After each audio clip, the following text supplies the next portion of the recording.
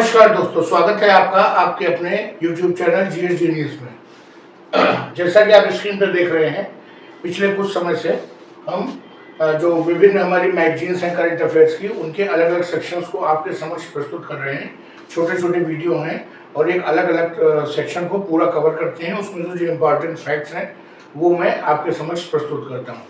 तो इसी क्रम में आज घटना चक्र की जो दृष्टि मैगजीन्स है, जो इनकी ईयरली और वार्षिकी आती है, जो पूरे एक साल का करंट अफेयर्स का कंपाइलेशन इसमें होता है, उसी से आज हम जो उत्तर प्रदेश स्पेशल, जो उत्तर प्रदेश के जो एक साल के फैक्ट्स हैं, जो आर्थिक, सामाजिक, विज्ञान संबंधी और जो भी कार्यक्रम योजनाएं हुई हैं, उन सबका जो कंपाइलेशन है उसमें से कुछ इम्पोर्टेंट फैक्ट्स को आपके समक्ष लाऊंगा। तो इससे पहले कि मैं वीडियो अपना शुरू करूं, आपसे निवेदन है कि हमारे चैनल को सब्सक्राइब कर लीजिए, जिससे कि आने वाले जो पीसीएस का एग्ज़ाम आने वाला है बहुत ही जल्दी अगले महीने, उसके लिए जो हम करंट अफेयर्स का जो कंटेंट डाल रहे हैं वो सब आपके पास समय से पहुंच जाए। इसके अलावा काफ़ी कंटेंट हम समसामयिकी क्रॉनिकल से और ये दृष्टि का पहले भी डाल चुके हैं।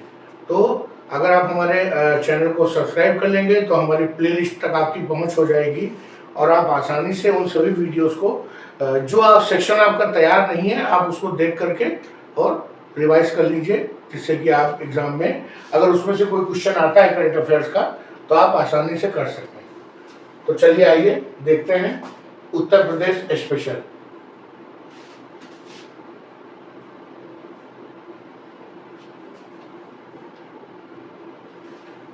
पहला जो पॉइंट है वो है 11 से 13 सितंबर 2023-24 के मध्य ग्रेटर नोएडा उत्तर प्रदेश में सेमीकॉन इंडिया का आयोजन किया गया। वैश्विक अर्धचालक मतलब सेमीकंडक्टर से जुड़ा उद्योग लगाने के लिए एक भव्य कार्यक्रम का आयोजन करने वाला जो भारत है, विश्व का 8वां देश बन गया है। इसके लिए 1 ट्रिलियन की लागत से एक विशेष अनुसंधान कोष भी बनाया जाएगा। उत्तर प्रदेश में सेमीकंडक्टर प्रोडक्शन के अनुकूल वातावरण तैयार करने के लिए उत्तर प्रदेश सेमीकंडक्टर नीति 2024 लागू की गई है। उत्तर प्रदेश सैनिक स्कूल। उपराष्ट्रपति जगदीप धनखड़ ने गोरखपुर में उत्तर प्रदेश सैनिक स्कूल का लोकार्पण किया है।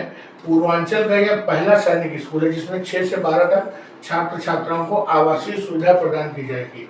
और पहला सैनिक स्कूल जो उत्तर प्रदेश में स्थापित किया गया था वो तत्कालीन मुख्यमंत्री डॉक्टर संपूर्णानंद ने 1960 में लखनऊ में स्थापित किया था। अगला पॉइंट है जटायु संरक्षण एवं प्रजनन केंद्र। मुख्यमंत्री योगी आदित्यनाथ ने कैंपियरगंज गोरखपुर में जटायु संरक्षण एवं प्रजनन केंद्र का उद्घाटन किया। जो जटायु है ये गंभीर रूप से लुप्तप्राय श्रेणी में आता है और इसको कहते हैं एशियाई किंग गिद्ध, और इस प्रकार का ये गिद्ध के संरक्षण के लिए विश्व का पहला केंद्र है। रोड टू स्कूल कार्यक्रम। मुख्यमंत्री ने गोरखपुर में रोड टू स्कूल कार्यक्रम के प्रथम चरण का शुभारंभ किया। यह निपुण भारत मिशन के अंतर्गत प्रारंभ किया गया है और स्कूल चलो अभियान का एक नया रूप है। चलिए आइए अगला देखते हैं। UP international trade show. Noida के यूपी इंटरनेशनल ट्रेड शो का आयोजन किया गया है और इस वर्ष ट्रेड शो में वियतनाम की पार्टनर कंट्री का सहयोग था और इसका जो ट्रेड शो का थीम था सोर्सिंग का अद्वितीय मंच। अगला पॉइंट है हमारा मुख्यमंत्री युवा उद्यमी विकास अभियान। इसमें इस कार्यक्रम का उद्देश्य उत्तर प्रदेश के शिक्षित एवं प्रशिक्षित युवाओं को स्वरोजगार से जोड़ना है। इस अभियान के अंतर्गत प्रतिवर्ष 1 लाख युवाओं को बैंकों से ऋण दिलवाकर 1 लाख सूक्ष्म उद्यम स्थापित किए जाने का लक्ष्य है और 10 वर्षों में 10 लाख युवा स्वरोजगार से जुड़ सकेंगे। ये मुख्यमंत्री जी की कार्य योजना है। उत्तर प्रदेश के जो प्रमुख आंकड़े हैं कुछ इस प्रकार हैं। 2 अगस्त 2024 को सूचना एवं जनसंपर्क विभाग द्वारा जो आंकड़े जारी किए गए हैं, वर्तमान में उत्तर प्रदेश देश की दूसरी सबसे बड़ी अर्थव्यवस्था है। पहली अर्थव्यवस्था जो सबसे बड़ी है वो महाराष्ट्र है। देश की अर्थव्यवस्था में प्रदेश का योगदान 9 से 10% हो चुका है। Uttar Pradesh revenue surplus state के रूप में स्थापित हो चुका है, अर्थात जहां पर खर्च कम है और आय ज्यादा है। उत्तर प्रदेश प्राइवेट कॉर्पोरेट निवेश को आकर्षित करने में देश में प्रथम स्थान पे है। अर्थात जो प्राइवेट कंपनियां हैं वो उत्तर प्रदेश में अपना जो प्लांट है वो डालना चाहती हैं। अब उत्तर प्रदेश को डाटा सेक्टर के हब के रूप में विकसित किया जा रहा है। लखनऊ में अटल बिहारी वाजपेयी चिकित्सा विश्वविद्यालय का निर्माण भी पूरा हो गया है। गोरखपुर में महायोगी गुरु गोरखनाथ आयुष विश्वविद्यालय का निर्माण पूरा हो चुका है। मेरठ में हॉकी के महान खिलाड़ी मेजर ध्यानचंद के नाम पर स्पोर्ट्स यूनिवर्सिटी का निर्माण हो रहा है। पहला फार्मा पार्क ललितपुर जनपद में विकसित करने की योजना है। उत्तर प्रदेश 15 करोड़ 11 लाख परिवारों को आयुष्मान योजना का कार्ड उपलब्ध कराने वाला देश का पहला राज्य है। और प्रदेश के सभी 75 जनपदों में डिजिटल क्रॉप सर्वे के माध्यम से फसल उत्पादन का आकलन करने वाला उत्तर प्रदेश देश का पहला राज्य है। देश में डिजिटल लेन देन में भी उत्तर प्रदेश प्रथम स्थान पे है। खाद्यान्न उत्पादन में 20% योगदान है। देश के खाद्यान्न उत्पादन में 20% योगदान के साथ उत्तर प्रदेश का देश में प्रथम स्थान है। शीरा अल्कोहल एथेनॉल उत्पादन में उत्तर प्रदेश देश में प्रथम स्थान पर है।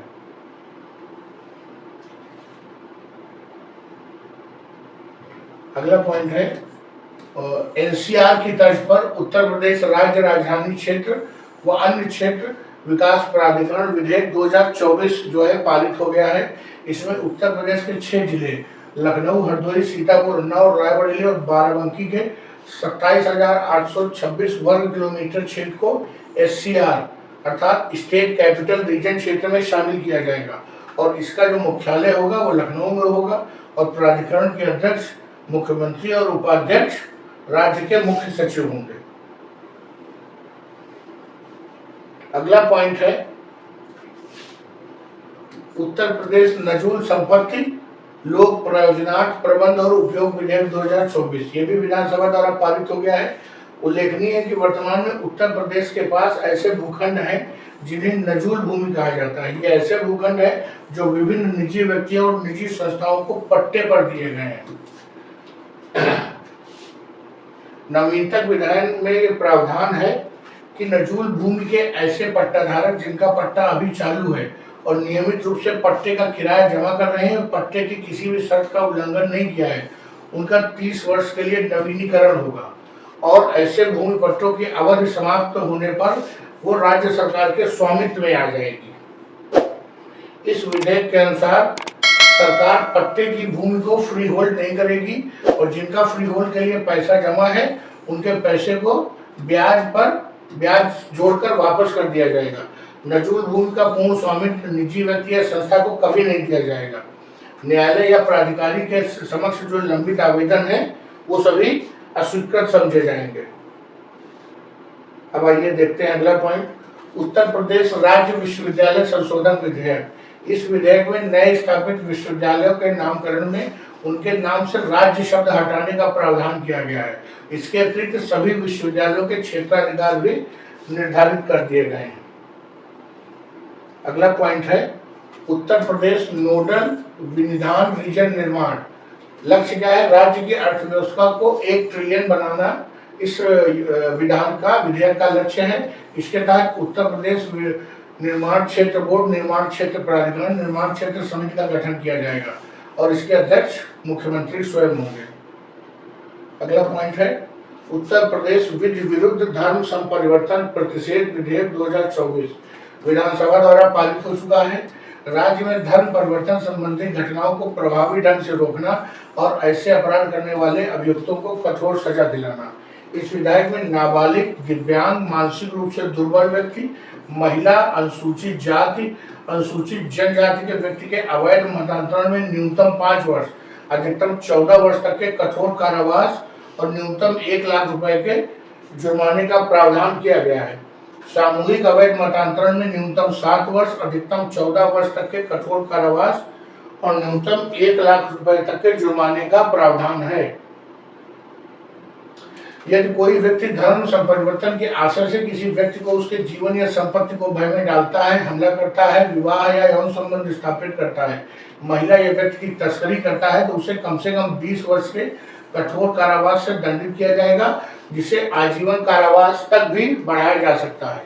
यदि कोई भी व्यक्ति अवैध धन परिवर्तन के संबंध में किसी विदेशी या अवैध संस्था से धन प्राप्त करता है तो कम से कम 7 वर्ष और जिसे 14 वर्ष तक बढ़ाया जा सकता है और 10 लाख रुपए तक का जुर्माना भी लगाया जाएगा। तो काफी कड़ा जो है ये विधेयक लाया गया है। इसके अलावा एक और बहुत स्ट्रिक्ट विधेयक है, उत्तर प्रदेश सार्वजनिक परीक्षा अनुचित साधनों की रोकथाम विधेयक 2024।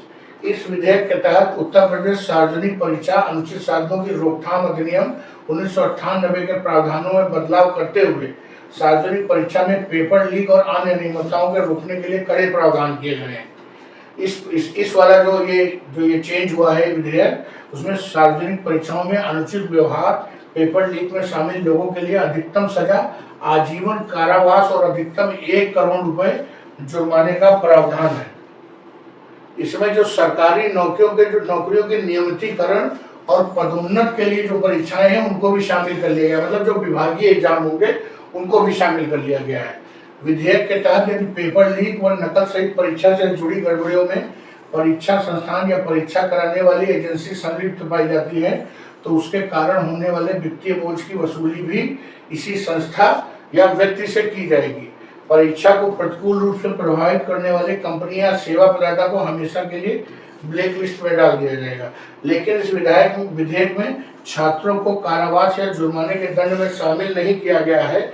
इसके स्थान पर यदि कोई छात्र अनुचित साधनों का प्रयोग करता पकड़ा जाएगा तो उस 1 वर्ष के लिए अगली परीक्षा में हिस्सा लेने से रोक दिया जाएगा।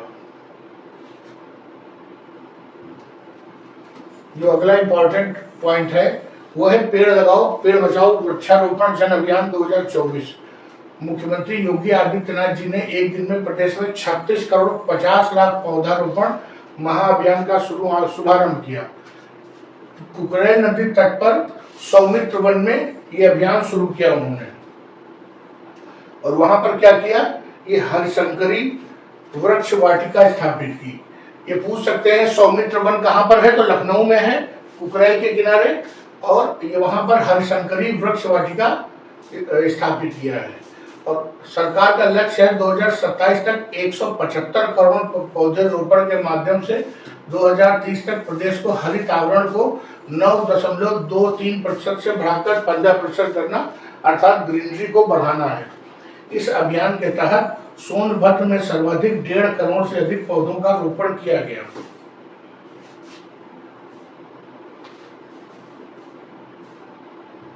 इसी के आगे जो है एक उपवन योजना और हेरिटेज ट्री एडॉप्शन योजना है। राज्य में हरियाली को बढ़ाने और भूजल स्तर में सुधार करने के लिए यह दोनों योजनाएं लागू की गई हैं। इस योजना के तहत राज्य सरकार शहरों से लेकर गांव तक पार्कों, सड़कों के किनारे, अन्य स्थानों पर वृक्षारोपण के लिए पौधे और पेड़ों की कटिंग उपलब्ध कराएगी। हेरिटेज ट्री एडॉप्शन योजना के माध्यम से राज्य सरकार 948 विरासत वृक्षों का पोषण करेगी।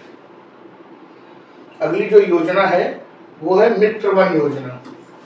उत्तर प्रदेश सरकार द्वारा वृक्षारोपण जन अभियान 2024 के तहत उत्तर प्रदेश और पड़ोसी देश नेपाल की सीमाओं पर ये मित्र वन की घोषणा की गई है। बॉर्डर पर उत्तर प्रदेश के क्षेत्रों में व्यापक वृक्षारोपण किया जाएगा। साथ साथ शक्ति वन, युवा वन, बाल वन जैसे विशेष वन भी स्थापित किए जाएंगे। अगला पॉइंट है हाथरस हादसे की जांच हेतु न्यायिक जांच आयोग। इलाहाबाद उच्च न्यायालय के पूर्व न्यायाधीश न्यायमूर्ति ब्रजेश कुमार श्रीवास्तव इस आयोग के अध्यक्ष हैं। उत्तर प्रदेश में बायोप्लास्टिक पार्क की स्थापना। उत्तर प्रदेश सरकार द्वारा प्लास्टिक प्रदूषण से निपटने के लिए लखीमपुर खीरी जिले में यह पार्क स्थापित किया जाएगा। गोला गोकरणनाथ तहसील के कुंभी गांव में स्थापित किया जाएगा। क्या बायोप्लास्टिक पार्क की स्थापना।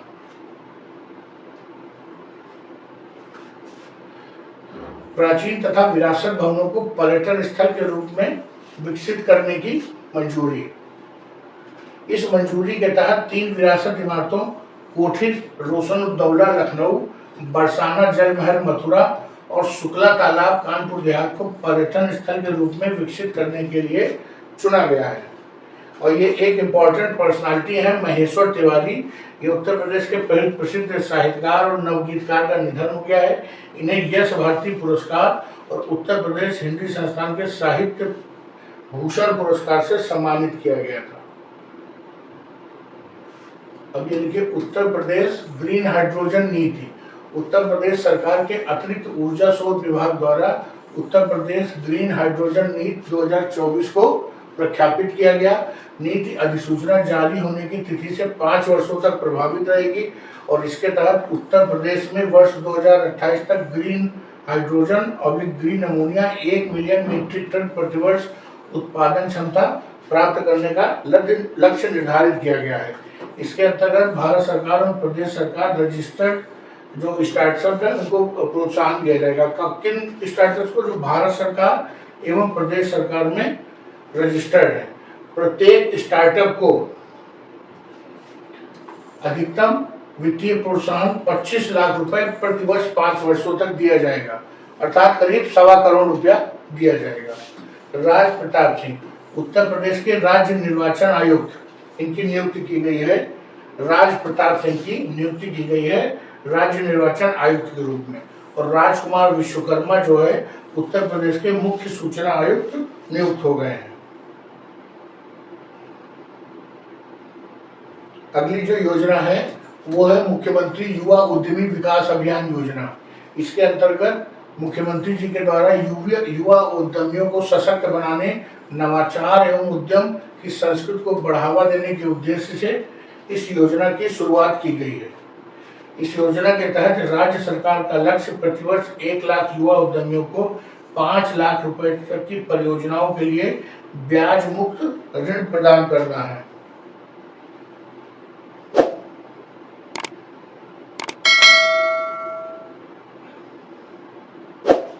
दक्षिण एशिया का सबसे बड़ा गोला बारूद और मिसाइल कॉम्प्लेक्स।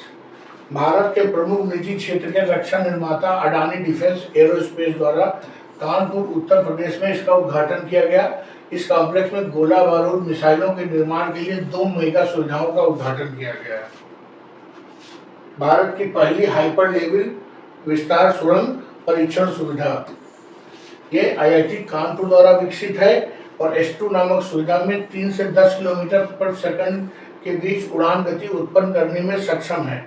यह सुविधा इसरो और DRDO के मिशन जैसे Gaganyaan RLV hypersonic cruise missile के संदर्भ में उपयोगी साबित होगी। इसके अलावा प्रधानमंत्री नरेंद्र मोदी ने वाराणसी में विभिन्न हरित जलमार्ग पहलों का उद्घाटन किया। 23 फरवरी 2024 को 2 हाइब्रिड इलेक्ट्रिक कैटामरन पोत, हाइब्रिड इलेक्ट्रिक जो जहाज हैं MV गुह और MV निषाद राज को राष्ट्र को समर्पित किया। जो MV गुह है वो सरयू नदी पर चलेगा और MV निषाद राज वाराणसी में गंगा नदी पर नौकायान करेगा। और इसका निर्माण किसने किया था? कोचीन शिपयार्ड लिमिटेड द्वारा किया गया है। ये हरित पोत राज्य में धार्मिक पर्यटन को बढ़ावा देंगे।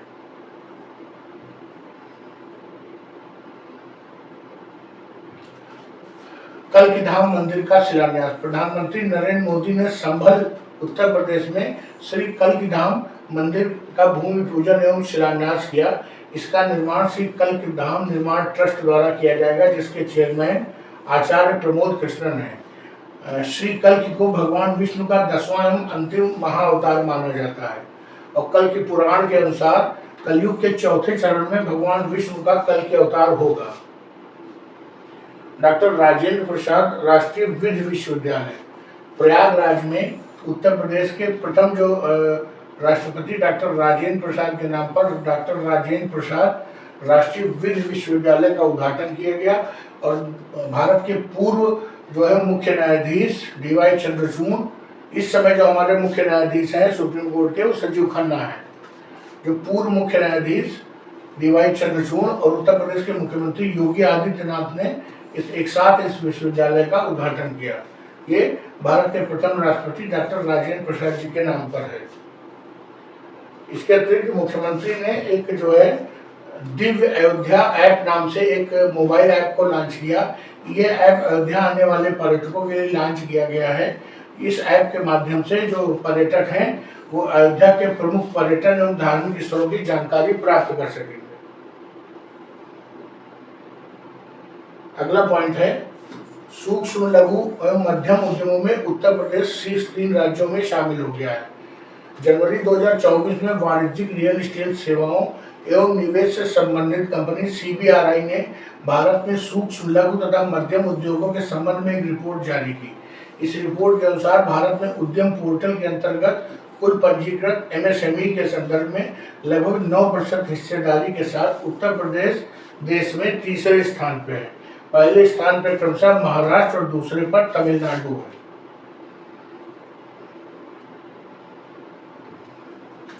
पूर्णतः बालिकाओं के लिए पहला सैनिक स्कूल। राजनाथ सिंह ने उत्तर प्रदेश के मथुरा जिले स्थित वृंदावन में संवित गुरुकुल बालिका सैनिक स्कूल का उद्घाटन किया है। स्कूल का उद्घाटन सभी राज्य केंद्र शासित प्रदेशों में गैर सरकारी संगठन, निजी अथवा राज्य सरकारी विद्यालयों के साथ साझेदारी में 100 सैनिक स्कूलों की स्थापना का लक्ष्य रखा गया है। अब ये प्रधानमंत्री की अयोध्या यात्रा। 30 दिसंबर 2023 को प्रधानमंत्री ने अयोध्या का दौरा किया। उन्होंने अयोध्या धाम जंक्शन रेलवे स्टेशन का उद्घाटन किया। अमृत भारत ट्रेन और वंदे भारत ट्रेनों का हरी झंडी दिखाकर उद्घाटन किया। दरभंगा अयोध्या आनंद बिहार टर्मिनल अमृत भारत एक्सप्रेस देश की पहली अमृत भारत ट्रेन भी उन्होंने वहीं से शुरू की। इसके अलावा अयोध्या हवाई अड्डे का भी उद्घाटन किया। हवाई अड्डे का नाम महर्षि वाल्मीकि अंतर्राष्ट्रीय हवाई अड्डा रखा गया है। प्रश्न आ सकता है कि महर्षि वाल्मीकि अंतर्राष्ट्रीय हवाई अड्डा किस जिले में स्थित है? नवनिर्मित श्री राम मंदिर तक पहुंच को बढ़ाने के लिए 4 नवविकसित सड़कों रामपथ, भक्ति पथ, धर्म पथ और श्री राम जन्मभूमि पथ का उद्घाटन भी किया। इसके अतिरिक्त जो अगला पॉइंट है वो काशी तमिल संगमम, इसका आयोजन वाराणसी में किया गया। इसका द्वितीय संस्करण था और 2023 को नमो घाट वाराणसी में इस कार्यक्रम का उद्घाटन श्री प्रधानमंत्री मोदी ने किया। इस अवसर पर कन्याकुमारी वाराणसी तमिल संगमम ट्रेन को हरी झंडी दिखाकर रवाना किया गया। सर्ववेद महामंदिर का उद्घाटन। सर्ववेद, प्रधानमंत्री नरेंद्र मोदी ने वाराणसी में सर्ववेद महामंदिर का उद्घाटन किया। यह 7 मंजिला सर्ववेद महामंदिर की ऊंचाई 180 फुट है और मंदिर की संगमरमरी दीवारों पर सर्ववेद के 4000 दोहे लिखे गए हैं। इसके अतिरिक्त वेद, उपनिषद, रामायण, गीता, महाभारत आदि ग्रंथों के दिव्य संदेश भी इनमें चित्रों के जरिए उकेरे गए हैं। किनमें? संगमरमर में। ये सर्ववेद जो महामंदिर है, यह महर्षि सदाफल देव की शिक्षाओं एवं उनके उपदेशों का प्रतीक है। इस महामंदिर को विश्व का सबसे बड़ा ध्यान केंद्र, वर्ल्ड्स लार्जेस्ट मेडिटेशन सेंटर कहा जा रहा है। सर्ववेद एक आध्यात्मिक ग्रंथ है जो विहंगम योग संस्थान के प्रणेता संत सदाफल देव महाराज जी के द्वारा लिखा गया था। Lake queen cruise. गोरखपुर स्थित रामगढ़ ताल में मुख्यमंत्री योगी आदित्यनाथ जी ने लेक क्वीन क्रूज का लोकार्पण किया। यह अत्याधुनिक सुविधाओं से युक्त क्रूज 2 मंजिला है और उत्तर प्रदेश में इनलैंड वाटरवे अथॉरिटी के गठन के माध्यम से राप्ती, सरयू, यमुना, गंगा में क्रूज सेवा को बढ़ावा देना इसका उद्देश्य है। अगला पॉइंट है 42वां रामायण मेला। अयोध्या में 42वें रामायण मेले का शुभारंभ किया गया और इसकी जो सबसे पहले बार अयोध्या में रामायण मेला शुरू हुआ था वो 1982 में शुरू हुआ था। तत्कालीन मुख्यमंत्री श्रीपद मिश्रा जी ने इस मेले की शुरुआत की थी। उत्तर प्रदेश अंतर्देशीय जलमार्ग प्राधिकरण। उत्तर प्रदेश विधानसभा द्वारा उत्तर प्रदेश अंतर्देशीय जलमार्ग प्राधिकरण विधेयक 2023 को पारित किया गया। ज्ञातव्य है कि उत्तर प्रदेश में गंगा, यमुना व अन्य प्रमुख नदियों में कुल 11 राष्ट्रीय जलमार्ग हैं। इन्हीं में जो पर्यटन करेंगे, जो जलमार्ग का उपयोग करके एक स्थान से आना जाना और पर्यटन को बढ़ावा देंगे। पहला दूरसंचार उत्कृष्टता केंद्र। उत्तर प्रदेश के सहारनपुर में दूरसंचार उत्कृष्टता केंद्र की स्थापना की जाएगी। यह केंद्र सहारनपुर स्थित IIT रुड़की के परिसर में स्थापित किया जाएगा। यह 5G को कृत्रिम बुद्धिमत्ता से संबद्ध करने और 6G को लॉन्च करने पर शोध संचालित करेगा।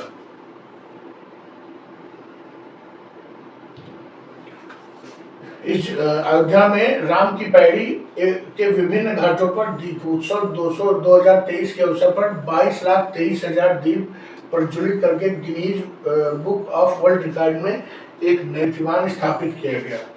इस जिले में भारतीय मंदिर वास्तुकला संग्रहालय की स्थापना प्रस्तावित है और अयोध्या शोध स्थान जो 1986 में स्थापित किया था, इसका नाम बदलकर अंतर्राष्ट्रीय रामायण व वैदिक शोध संस्थान कर दिया जाएगा और उत्तर प्रदेश के मुख्यमंत्री इस परिषद के अध्यक्ष होंगे।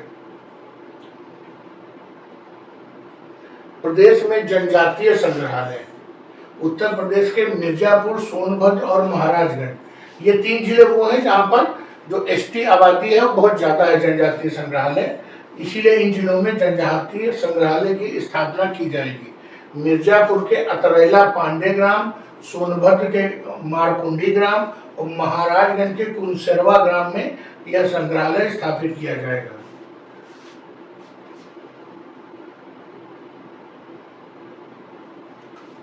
उत्तर प्रदेश के मुख्यमंत्री योगी आदित्यनाथ द्वारा राज्य की राजधानी शहर अर्थात लखनऊ में नौसेना सौर संग्रहालय निर्माण कार्य परियोजना का भूमि पूजन और शिलान्यास 21 अक्टूबर 2023 को किया गया।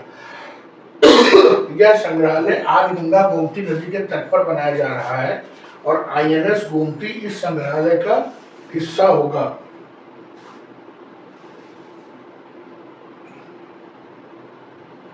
मुख्यमंत्री योगी आदित्यनाथ द्वारा गोरखपुर में पशु चिकित्सा विज्ञान महाविद्यालय का भूमि पूजन और शिलान्यास किया गया। पशु चिकित्सा विज्ञान महाविद्यालय मथुरा के पंडित दीनदयाल उपाध्याय पशु चिकित्सा विज्ञान विश्वविद्यालय एवं गो अनुसंधान संस्थान से संबद्ध होगा। पहला सोलर एक्सप्रेसवे, देश में पहला सोलर एक्सप्रेसवे बुंदेलखंड एक्सप्रेसवे को बनाया जाएगा। इस एक्सप्रेसवे पे सार्वजनिक निजी भागीदारी के माध्यम से सरकार सोलर प्लांट्स की स्थापना करेगी और उद्देश्य है कि 550 मेगावाट विद्युत का उत्पादन किया जा सके।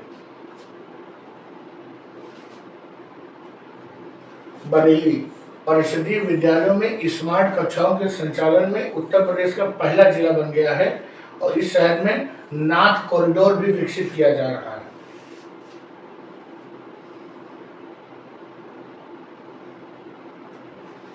उत्तर प्रदेश के इस शहर में गाजियाबाद में हिंडन एयरवेस में जो है भारत ड्रोन शक्ति 2023 का जो है आयोजन किया गया। यह अपनी तरह का पहली ड्रोन प्रदर्शनी थी। अगला जो इम्पोर्टेंट पॉइंट है वो है नंदनी कृषक समृद्धि योजना। उत्तर प्रदेश सरकार द्वारा मवेशियों की नस्ल में सुधार, दुग्ध उत्पादन बढ़ाने हेतु नंद बाबा मिशन के हिस्से के रूप में नंदनी कृषक समृद्धि योजना की शुरुआत की गई है। पहले चरण में सरकार 25 दुधारू गायों की 35 इकाइयां स्थापित करने वाले लाभार्थियों को सब्सिडी प्रदान करेगी। 25 कम से कम 25 दुधारू गाय जो है लगाने वाले 35 जो परियोजनाओं को सब्सिडी दी जाएगी। जो हमारा पॉइंट है वो है उत्तर प्रदेश शिक्षा सेवा चयन आयोग अधिनियम 2023। ये इस अधिनियम के द्वारा उत्तर प्रदेश शिक्षा सेवा चयन आयोग का गठन किया गया है जिसका मुख्यालय प्रयागराज में है और ये उच्च शिक्षा विभाग, माध्यमिक शिक्षा विभाग, बेसिक शिक्षा विभाग, अल्पसंख्यक कल्याण वक्फ विभाग, व्यवसायिक शिक्षा विभाग, श्रम विभाग के लिए शिक्षकों का चयन का कार्य जो है नियमित, त्वरित और पारदर्शी ढंग से करेगा। और एक मुख्य है गांडीव 5, ये बहुत इंपॉर्टेंट है गांडीव 5 और मुझे तो लगता है कि ये हर हाल में आएगा। पुलिस मुख्यालय लखनऊ में यह संयुक्त अभ्यास आयोजित हुआ था और इसमें एनएसजी के जो राष्ट्रीय सुरक्षा गार्ड है, एनएसजी के कमांडो और उत्तर प्रदेश पुलिस द्वारा आतंकी घटनाओं से सफलता पूर्वक निपटने के लिए ये गांडीव 5 नाम का संयुक्त अभ्यास आयोजित किया गया था। तो मित्रों, इस सेक्शन में जो उत्तर प्रदेश परिदृश्य का सेक्शन है उसमें बस इतना ही। वीडियो बहुत इम्पोर्टेंट है और कम से कम उत्तर प्रदेश से जुड़े हुए 4 से 5 प्रश्न तो यूपी पीसीएस में जरूर से जरूर आएंगे, और हर प्रश्न में कोशिश यही होता है कि वो करंट से जुड़ा हो। तो मित्रों, वीडियो यही समाप्त करता हूँ। अगर आपको हमारा प्रयास अच्छा लगा हो तो हमारे वीडियो को लाइक करिए, चैनल को सब्सक्राइब करिए और हमारे उत्साह के वर्धन के लिए कमेंट्स में 2 शब्द जरूर लिखिए। चलिए मित्रों, धन्यवाद।